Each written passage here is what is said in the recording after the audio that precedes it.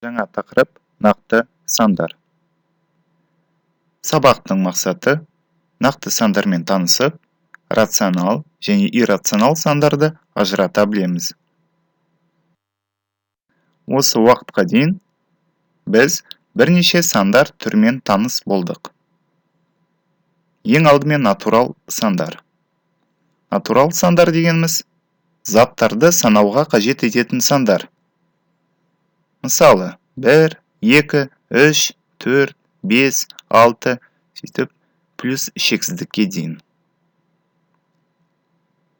Келесі бүтін сандар. Бүтін сандарға біз барлық натурал сандарды жатқызамыз. Және де натурал сандарға барлық теріс сандарды да жатқыза аламыз. Яғни минус шексіздіктен минус 3, минус 2, минус 1 тағы сол секілді сандар. Нөлдің өзі де бүтін санға жатады. Рационал сандар. Рационал сандарға барлық бүтін сандар жатады. Және де жай бөлшектерде жатқызамыз. Мысалы, 2-ден 1, минус 3-ден 2, 13 бүтін 27-ден 11. Тағы сол секілді. Ал ондық бөлшектерді рационал санға жатқыза аламыз ба? Егер жай бөлшекті ондық бөлшекке айналдырсақ, мысалы 2-ден 1 ол 0,5, минус 3-ден 2 ол 0,6 шексіз көп 6 сандар, цифрлар. Және де 13,407 деп қайталанатын сандар. Не осындай ондық бөлшектер рационал санға жатады. Соңғы екеуі шексіз периодты ондық бөлшек деп аталады. Шексіз себебі үтірден кейін өте көп сандар. Периодты бірінші ондық бөлшекті қарастырайық. Бұл жерде 6-лар өте көп қайталанады. Яғни бұл бөлшектің периоды 6 деп санаймыз. Келесі бөлшектің периоды 407. Не осындай ондық бөлшектерді біз шексіз периодты ондық бөлшектер деп атаймыз. Келесі иррационал сан. Иррационал сандарға біз шексіз периодты емес ондық бөлшектерді жатқызамыз. Мысалы,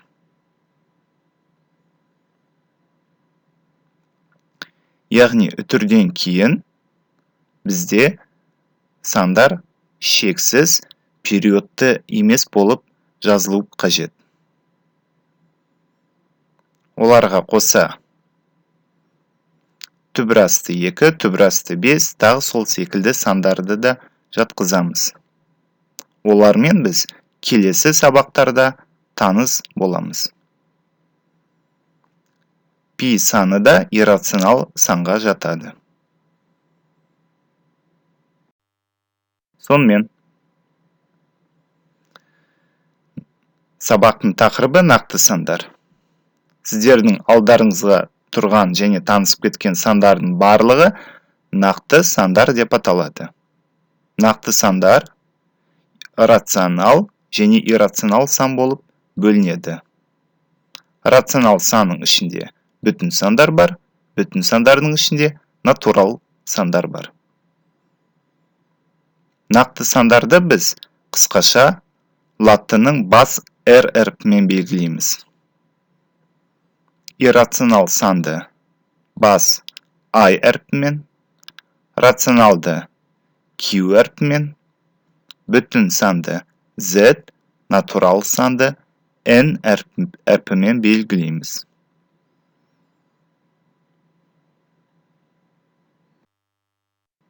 Мысалға көшейік. Бірінші жаттығу. Мына сандарының ішінен натурал, бүтін және рационал сандарды теріп жазу керек.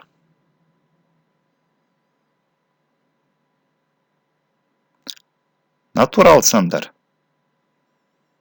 1, 7, 1298.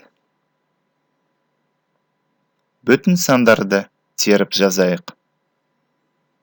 Олар -22, 0, 1, 7, 1298.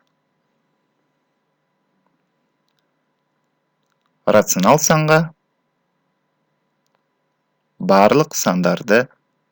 берілген барлық сандарды жатқызамыз. Екінші жаттығу. Шексіз периодты ондық бөлшектерге тоқталайық.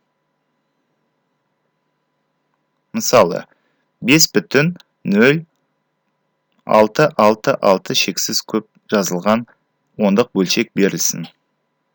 Бұл жерде 6 цифры қайталанады.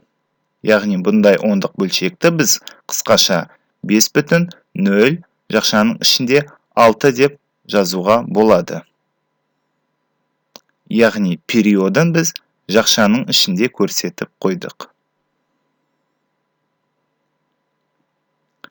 Осындай санды біз жай бөлшекке қалай айналдырамыз, соны қарастырып кетейік. Ол үшін осындай формуланы қарастырайық. Алдарыңызда тұрған ондық бөлшек А, Б, С бүтін. Бүтіннен кейін бөлшек бөлігі жазылған Д, Е, және де жақшаның ішінде периоды жазылған F, G, H. Тең болады. Бүтін А, Б, С бөлшек бөлігінің алдында жазылады. Содан кейін бөлшек сызығын сызамыз. Периодына назар аударайық. Периодында бізде 3 цифр жазылған F, G, H. Яғни қанша цифр жазылса, сонша біз бөліміне 9-дарды тіркеуіміз қажет. 3, 9. Содан кейін жақшаның алдында, бірақ үтірден кейінгі цифрлардың санын анықтаймыз. Д, Е. Олар 2. Осы 3, 9-ның артынан біз 2, 0-ді тіркейміз.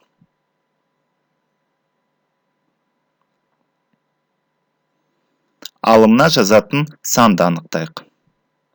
Алымына біз үтірден кейін жазылған барлық цифрларды жазамыз.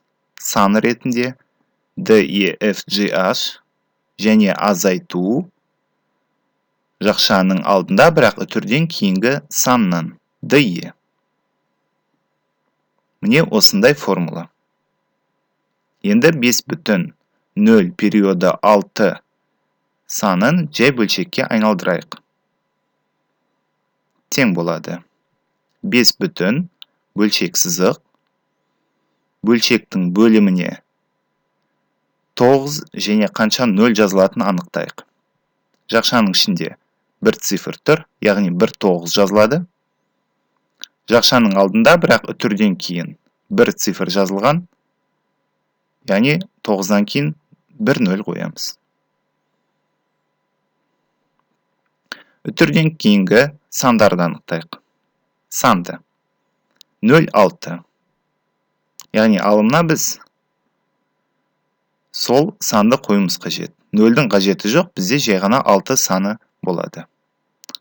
Азайту мына сан тең болады 5,90-нан 6. 90-нан 6-ны қысқартайық. Шығады 5,15-тен 1. Тексерейік. Калькуляторды алып, біз 15-тен 1 неге тең екенін анықтайық. Бөлшек сызығы бөлуді білдіреді, сондықтан біз 1-ді 15-ке бөлеміз. Нәтижесінде 0,0666 саны шығады. Бұл шарт бастапқы шартты қанағаттандырады. Яғни бөлшек дұрыс шықты деген сөз. Сабақ аяқталды. Практика тапсырмаларымызға көшеміз.